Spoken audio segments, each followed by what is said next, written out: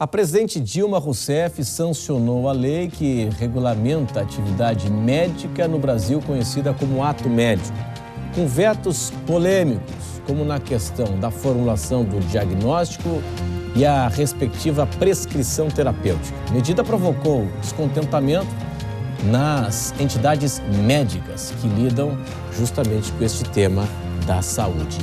Mas, de fato, o que precisa mudar?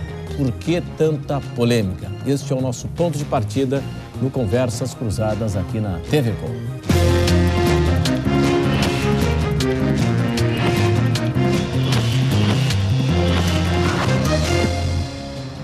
Conversas Cruzadas, que tem oferecimento de Senge em defesa do profissional da engenharia sempre, Restaurante Ostradamus, ostras depuradas, Residencial Caminhos de Compostela, seus melhores destinos estão por vir, Companhia da Moda, 20 anos sendo a sua melhor companhia, Cresci 40 anos, confiança e seriedade com o maior patrimônio.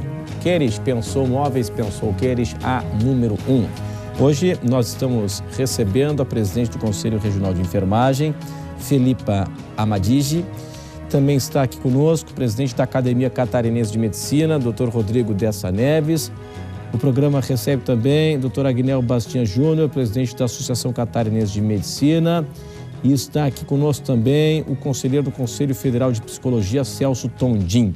Senhores e a senhora, muito obrigado pela atenção, pela presença de todos aqui conosco no Conversas Cruzadas na TV Com. Bom, nessa questão do ato médico, eu acho que na abertura do programa é importante até a gente esclarecer o fato que representou essa decisão da presidente Dilma, porque é o seguinte, nós temos aí as atividades na área da saúde, fora a questão do médico, temos a enfermagem, a psicologia, fisioterapia, terapia ocupacional, nutrição, educação física, biologia, biomedicina, odontologia, farmácia, fonoaudiologia, óptica e optometria e também a medicina veterinária, mas daí não é a questão... E a naturologia. E a naturologia. Pois bem, a decisão da presidente Dilma, vamos ficar na linha da informação por enquanto, significa que estas áreas que eu citei podem diagnosticar e prescrever tratamentos em suas respectivas áreas? É isso? Começo com o senhor.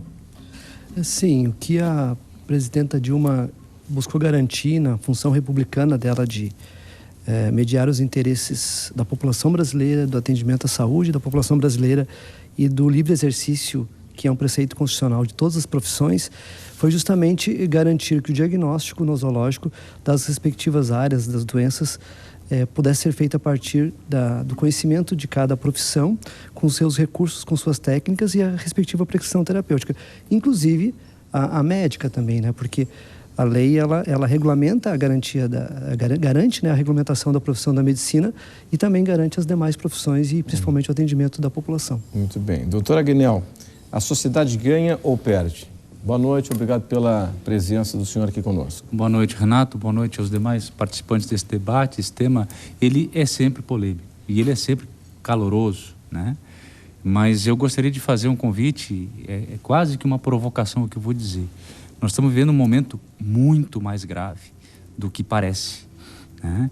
E essa questão do nosso conflito interdisciplinar, vamos dizer assim, dentre as profissões que trabalham na área da saúde, que são complementares, diga-se de passagem, né? São todas complementares. A complementariedade, ela está intrínseca, ela é natural nas profissões que exercem, que se dedicam à área da saúde. O que eu trago e digo que é um convite para que a gente exerça um raciocínio um pouco mais apurado é em que momento está acontecendo e de que forma. Esse documento que eu tenho em mãos aqui, que é a lei da regulamentação da medicina, tida, na minha visão, de forma inadequada como lei do ato médico, que não é a lei do ato médico. O ato médico é aquilo que o médico faz, assim como o ato de enfermagem é o que o enfermeiro faz, e assim por diante. Isso aqui foi usado como um instrumento político de grande peso do ponto de vista de trazer a desordem, trazer o caos e nos desmobilizar, não só aos médicos, aos profissionais da saúde como um todo. Nós estamos vendo a saúde ruir, nós estamos assistindo a saúde pública do Brasil numa condição de absoluta inconstitucionalidade. E veja, Renato, nós estamos usando aqui, o exemplo que eu trago é esse, nós estamos usando aqui um importante e poderoso meio de comunicação, um espaço absolutamente valioso do ponto de vista de discussão, e estamos discutindo os 10 vetos que a presidente fez na lei da regulamentação da medicina. Nós precisaríamos, e esse é o convite que eu faço, discutir por que isso está sendo usado nesse momento e para nos desarticular. Por que nós não estamos, nesse momento, conversando e discutindo sobre a forma autoritária como essa medida provisória que ela apresentou como uma solução aos problemas da saúde, que todos sabemos que não é. É um remendo, e um remendo muito mal feito, que tem interesses eleitoreiros por trás disso, né? De trazer de volta os seus patrícios enviados para estudar em Cuba, né? E te digo mais, eu dizia antes a doutora Filipa lá atrás, quando conversava com ela, que é momento sim dos profissionais da saúde se reunirem, se juntarem e pensarem o que estão fazendo conosco. Porque está escrito na nossa Constituição que a saúde é dever de é direito de todos e dever do Estado. Essa medida provisória tem um gosto muito ruim. Ela é autoritária. Ela apresenta como solução algo que não soluciona, mas ela traz à população uma falsa sensação de contexto, de fundamento técnico, só porque o ministro da Saúde é médico. Isso nos faz mal, isso nos incomoda, porque a voz do ministro da Saúde, nessas medidas que estão sendo apresentadas, não é a voz dos profissionais da saúde, não é a voz dos médicos. Né? Bom, já temos aí um ponto de partida importante. Presidente do Conselho Regional de Enfermagem, Felipa Amadigi. A medida da presidente Dilma é acertada? Boa noite. Boa noite os colegas de mesa. Eu acho que a medida da presidenta ela foi uma medida preventiva para garantir a continuidade do Sistema Único de Saúde. Quando a gente faz essa discussão sobre o Sistema Único de Saúde, é importante lembrar que ele é um sistema público que está sendo utilizado como referência em diversos países. É um sistema que está em construção, a gente sabe disso, como por todos os conceitos de saúde, o conceito social que envolve o Sistema Único de Saúde. Então, portanto, não podemos negá-lo, já que ele é um direito garantido constitucional para a nossa população. É importante dizer que os vetos que a presidenta fez, eles foram vetos para garantir os princípios do Sistema Único de Saúde, que dentre os princípios que são postos, a própria atuação em equipe multidisciplinar, que foi posta pelo colega Agnello. Então, entendemos que os vetos eles foram propostos realmente para garantir que as políticas públicas de saúde no Brasil aconteçam. E o entendimento do senhor ajuda ou atrapalha? Porque a senhora utilizou a seguinte expressão, né? Que ajuda para garantir, serve para garantir a continuidade do SUS. Se fosse uma resposta curta, boa noite. Senhor, eu queria agradecer em nome da academia a possibilidade de participar dessa discussão e a organização da redação da empresa, da RBS também. Se fosse uma resposta muito simples, eu diria não ajuda. Não ajuda por quê? Porque está gerando uma celeuma, está gerando um desentendimento global entre todos da saúde.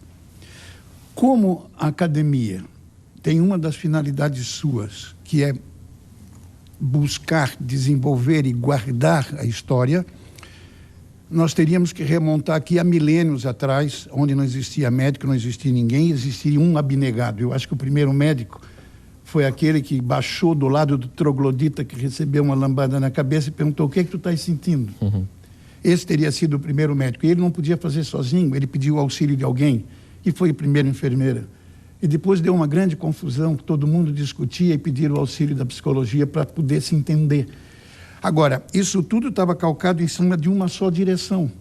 Então, à medida que foi desenvolvendo a assistência do homem, pelo homem e para o homem, ele foi criando necessidades, porque uma só pessoa não dava conta de exercer tudo. E nasceram todas as profissões paramédicas, como são chamadas, que no fundo têm uma interligação muito grande, são de extrema necessidade e não podem ser conflitantes. Ninguém retira a possibilidade do ato de ninguém, por lei.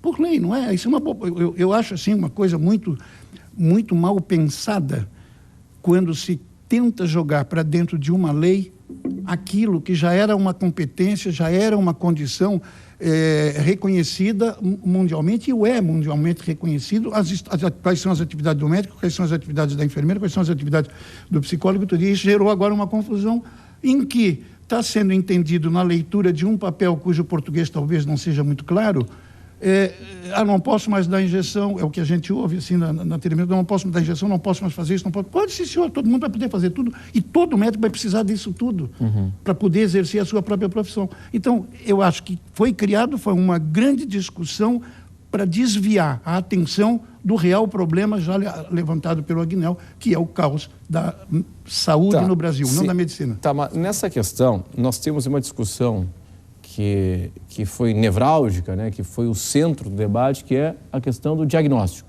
A questão do diagnóstico, né? Quem pode fazer o diagnóstico? Escutei o catarinense, o doutor Roberto Dávila, presidente do Conselho Federal de Medicina, dizendo o seguinte: olha, quando o cidadão está doente, ele quer ir ao médico, né? Ele está doente, ele procura um médico, por isso o diagnóstico tem que ser feito pelo médico. A questão do diagnóstico, qual é a sua visão? Então, eu acho que é preciso dizer que esse projeto vem sendo discutido há 11 anos. E se não tivesse sido discutido, ele teria sido aprovado em 2002, 2003, logo lá no início, com muitos absurdos. De início foi dito, não, o projeto não interfere nas outras profissões. Foi se reconhecendo que sim, foi se fazendo algumas mudanças, né? Então, não é nesse momento que está se discutindo o auto médico. Então, tem outros elementos da conjuntura que, enquanto Conselho Federal de Psicologia, nós não vamos entrar nessa discussão, que se refere às questões da profissão dos médicos com o governo federal. Então, nós temos que separar as coisas, né? Porque senão a gente confunde e realmente não esclarece o objeto da discussão hoje aqui. E o ponto que nunca houve consenso, e aí a senadora Lúcia Vânia, do PSDB de Goiás, ela fez um desserviço para a discussão, porque ela afirmava esse consenso, que nunca existiu, justamente no inciso 1º do artigo 4º, que à frente dos conselhos das profissões da área da saúde, que reúne todas as profissões que se sentiam feridas na sua autonomia profissional, fizeram a manifestação em relação a esse ponto o tempo inteiro. Diagnóstico, ou seja, porque tem a ver com a concepção de processo saúde e doença, né? Que tem a ver com como é que se entende doença. Ela não é apenas orgânica, né? E ela não é apenas detectável do ponto de vista do olhar importante da medicina, mas ela é multidimensionada e deve ser olhada por todos os profissionais dentro das suas áreas. Tá, né? mas então, eu preciso tratar aqui dessa questão de uma forma bem prática. Que tipo de doença, que tipo de paciente, porque a realidade é essa. O paciente vai lá, ele está sentindo algum problema, problema psicológico, está sentindo, ou está com uma dor na coluna, ou está com uma dor no pé. Eu quero saber o seguinte, ele pode ir no fisioterapeuta direto, chegar mancando lá e diz, amigo... Nós teríamos que ter aqui outros profissionais além da enfermagem, da psicologia. Na área da psicologia, eu posso procurar direto o psicólogo? Do ponto de vista da psicologia, nós não poderíamos, por exemplo, diagnosticar transtornos mentais. A psicologia não diagnostica apenas doenças, mas diagnostica também. Porque, por exemplo, quando eu vou fazer um diagnóstico dentro de uma empresa, aqui, por exemplo, da RBS, eu faria um estudo do clima organizacional, de como é que estão a execução das tarefas, os conflitos que existem na execução das tarefas, como é que está o fluxo de trabalho, enfim. E trabalharíamos junto, inclusive, com o administrador, que a nossa profissão ela é essencialmente interdisciplinar. No campo da saúde, exatamente, e, por exemplo, na saúde mental, nós não poderíamos mais diagnosticar transtornos mentais. O que e nós estudamos isso os 5 anos, quando no mínimo, né? Quando também na especialização, dos mestrados e doutorados. Então, nós não poderíamos mais fazer isso. E hoje pode? Hoje pode, sim, porque hoje existe uma lei que garante o exercício de cada profissão e os vetos da presidenta foram no sentido de garantir essas profissões. Ela evitou, e diz a razão do veto, né, um elevado risco de judicialização do campo da saúde. Ou seja, um monte de profissionais entrar na justiça para garantir o seu exercício que já está em lei. A gente está falando em complementariedade aqui, né? No caso, o psicólogo recebe o paciente, mas o psicólogo percebe que não vai ser somente na terapia sem medicamentos que vai resolver o problema, que há uma indicação para medicamentos. Ele encaminha para o médico? Com certeza. Inclusive, é prerrogativa do psicólogo a psicoterapia, mas nós não consideramos exclusivo. O psiquiatra ou psicanalista também fazem psicoterapia. Mas, eu digo a questão mas da a medicação. medicamentosa, com certeza. Isso nunca houve interesse da psicologia em diagnosticar para prescrever medicamento. E com certeza que a gente sempre trabalha com psiquiatra nas equipes de saúde mental, nos CAPs, nos consultórios particulares, nas clínicas de internação ou nas clínicas ambulatoriais. A gente sempre trabalha com psiquiatra. Vamos fazer o seguinte, eu vou ampliar essa discussão daqui a pouco, depois do intervalo, para justamente a gente tocar nas questões que se referem diretamente à vida das pessoas, né? É o paciente, né? O cidadão que está em casa, que vai procurar um médico, um fisioterapeuta, um psicólogo, um enfermeiro, um profissional da área da nutrição, enfim. A gente vai para o intervalo, daqui a pouco a gente volta. Este é o Conversas Cruzadas aqui na TV Com, discutindo a chamada questão da lei do ato médico. É o nosso assunto hoje no Conversas Cruzadas. Decisão da presidente Dilma, vetando alguns artigos do chamado ato médico, acabou provocando muita contrariedade nas entidades médicas, porque permite o diagnóstico e a prescrição de tratamento por parte de outras áreas da saúde. Esse é o nosso assunto hoje. Bom, vamos ficar nessa questão do diagnóstico. Exemplos de pacientes procurando profissionais da área da saúde, o que pode acontecer? Eu só gostaria de esclarecer duas coisas. Primeiro, os profissionais ainda não estão liberados, ninguém está liberado para fazer diagnóstico, tratamento medicamentoso. Porque volta para o Congresso agora. Não, mesmo que não volte, mesmo que o Congresso não derrube essa lei, isso não é uma prerrogativa justificável do ponto de vista evolutivo. O colega Celso acabou de dizer que os psicólogos jamais reclamaram para si o direito de prescrever medicamentos. Por que não? Porque o uso de medicamentos pode ter desdobramentos que não estão dentro da alçada do trabalho dele. Mas, Aguinaldo, então, eu faço um parênteses. Mas deixa eu concluir, Filipe, porque eu queria voltar ainda ao discurso do Celso no seguinte aspecto. Vamos pegar a lei da regulamentação da medicina antes do veto. Como é que ela foi depois de 11 anos de trabalho, depois de 27 audiências públicas, depois do trabalho da sociedade e dos conselhos das diversas profissões representados nesse processo, participantes disso. Concordo com o Celso quando ele diz que algumas coisas foram mudadas pelo bem do aperfeiçoamento da lei. Mas não houve consenso. E assim, essa lei terminou, gente, com 2,5 páginas. Eu estou com ela na mão, na íntegra, antes dos vetos. E aí, veja, voltando lá, quando ainda para a questão do diagnóstico, tem um conceito que eu queria trazer. Mas antes do conceito, a constatação de como é que terminou escrito. Diz que... Antes do veto. Antes do veto. A formulação do diagnóstico nosológico e a respectiva prescrição terapêutica são privativos do médico. Tem um parágrafo que complementa o que o Celso falou antes, que na verdade eles perderiam. Não perderam, está aqui, ó. Não são privativos do médico os diagnósticos funcional, cinésio-funcional, psicológico, nutricional e ambiental e as avaliações comportamental e das capacidades mental e sensorial e percepto-cognitiva. E vai mais além. Tem ainda, aqui embaixo, tem um outro parágrafo muito importante que diz o seguinte, veja, que o disposto nesse artigo será aplicado de forma que sejam resguardadas as competências próprias das profissões de assistente social, biólogo, biomédico, enfermeiro, farmacêutico, fisioterapeuta, fonoaudiólogo, nutricionista, profissional de educação física, psicólogo. Por que esse texto não foi aprovado? Boa pergunta. Eu tenho uma visão própria. Eu tenho uma visão mas diagnóstico de doenças. Não é. Quais doenças? Porque daí o diagnóstico, os outros diagnósticos poderiam ser feitos, diagnóstico psicológico e fisioterápico, etc., desde que eles não diagnosticassem doenças. Mas o que eu acabei de dizer, o psicólogo também envolve outros aspectos no seu diagnóstico, mas ele também diagnostica doenças. Sabe o que faltou? Sabe o que faltou talvez esclarecer nesse processo? Nesse processo existe uma coisa, tem um diagnóstico que ninguém discute, que é o diagnóstico diferencial. O que é diagnóstico diferencial?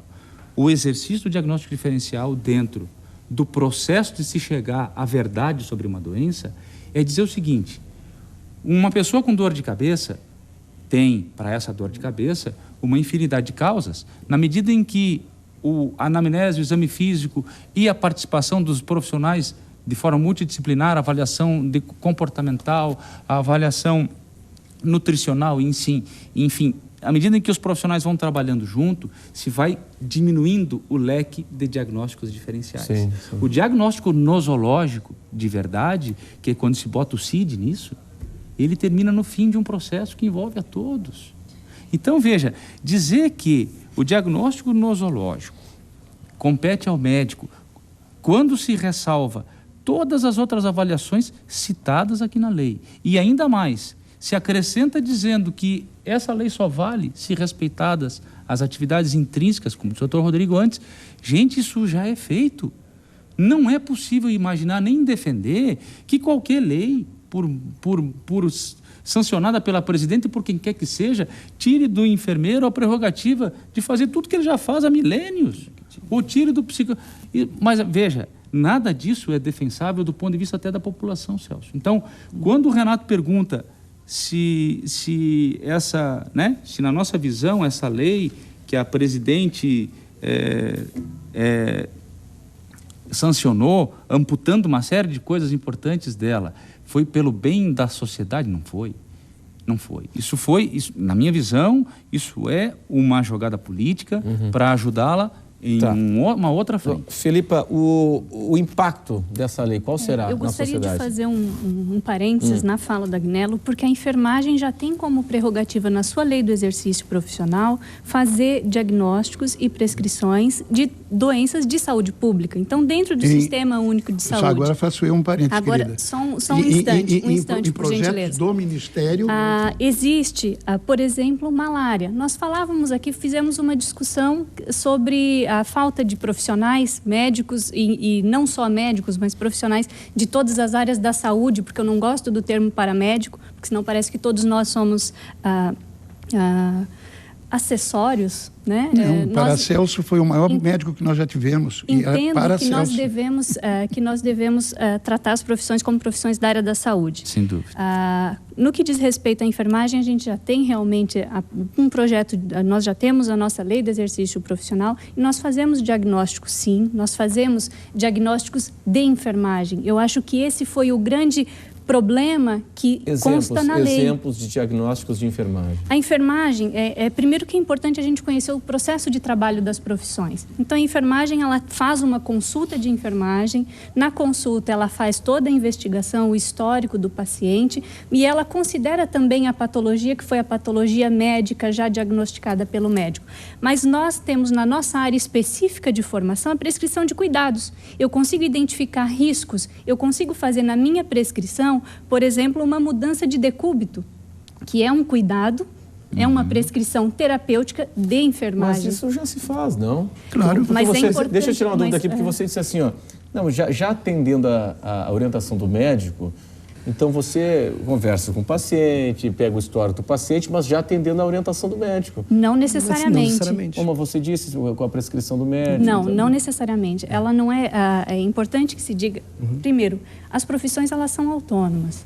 Eu posso fazer uma visita domiciliar como um profissional enfermeiro, identifico os riscos e faço o meu diagnóstico de riscos, diagnósticos de enfermagem e faço a prescrição de cuidados de enfermagem. Isso é perfeitamente independente da atuação do profissional médico. Aliás, em muitos municípios é só enfermeiro que trabalha diretamente, né? O que acontece? Na forma como foi proposta, e eu acho que essa foi a grande discussão, principalmente nos últimos tempos que esse projeto ficou no Senado, a discussão é por que foi encaminhado para o Senado ou defendido no Senado a discussão do diagnóstico nosológico, em vez de ser diagnóstico médico ou a prescrição terapêutica relacionada à medicina. Porque se fica muito amplo, daqui a pouco tudo que vem posterior vai entrar na judicialização. E a grande preocupação que temos que ter é que se você judicializa um processo, a população perde.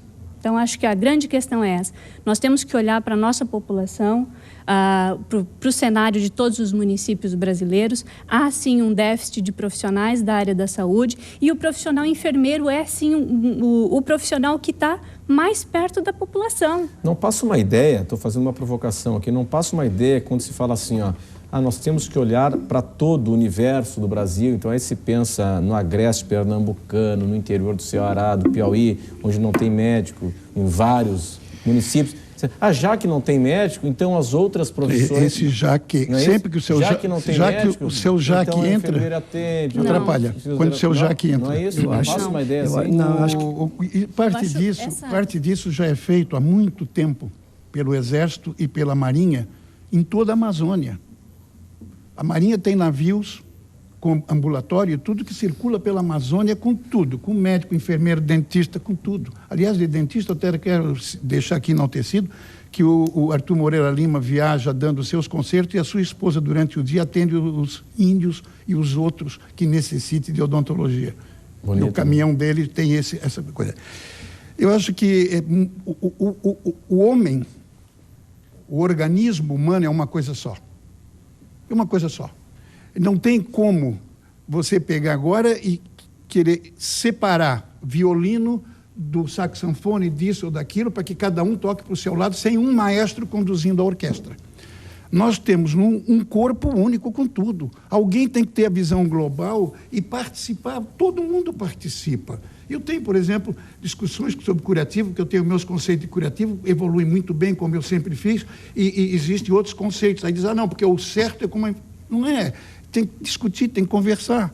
Mudança de decúbito, a gente luta por isso. Eu vivi o hospital universitário sem nenhuma escária de decúbito, que se dá pelo tempo que a pessoa fica pressionando num só ponto, e a mudança de decúbito evita isso. Não existia. E a enfermeira que tomava conta era odiada, inclusive pelas colegas, porque ela não dava tempo de discussão. Ela saiu, começaram a aparecer as escaras. Então a gente chega... a importância desse cuidado de enfermagem. Não, mas a enfermagem continuou, só saiu uma enfermeira. Então aquela que saiu é que realmente funcionava no todo. As outras que permaneceram não funcionaram tanto. Eu fui lá com ideias malucas de botar os pés assimétricos, cada um que passasse na cama, mexe na cama, aí o decúbito vai dando uma mexidinha. Enfim, mas são pequenas coisas. A ideia, pelo menos que eu entendi do programa, é de ordem filosófica. Eu não vejo forma de que esse organismo no seu todo, que tem que ser visto no seu todo, quer dizer, nós fazemos o quê? Fazemos farmacologia. São alguns anos, 2 anos, fazemos psiquiatria, fazemos psicoterapia, fazemos psicologia. Durante o curso, o primeiro ano da faculdade, praticamente inteiro era isso, sempre com o adjetivo médico. Agora, chego na França, eu encontro a maior discussão. O psicólogo com o psicanalista com o psiquiatra, que são 3 entidades diferentes. O psicanalista lá não é psicólogo, é psicanalista. E dá uma baita confusão entre eles, cada um disputando o seu mercado. Nós não temos ninguém aqui com ideia de manter mercado. Perguntando a um político, há 12 anos atrás, como que vai ser o ato médico? Vocês vão aprovar? Não, não vamos aprovar. Vocês são 180 mil contra alguns milhões de enfermeiro, fisioterapeuta, e nós precisamos dos votos. 3 milhões. E isso ficou. Não houve um momento para discussão do ato médico dentro da Câmara e do Senado que não tivesse cheio de faixas e bandeiras das outras profissões lutando contra a aprovação do ato médico. Então, não ficou 2 anos organizando para tirar isso, para tirar aquilo, não. Foi pressão popular em cima para que não fosse aprovado. Mas esse é o processo democrático, né? É o processo democrático, mas por que só a medicina levou tanto? A medicina não foi brigar quando foi fazer a lei da enfermagem, a lei da psicologia, não foi brigar. Porque as outras profissões, elas não é que nós estivéssemos campo. Acima nem nada. Não fomos brigar porque era da competência de vocês e foi decidido da competência de vocês. Agora que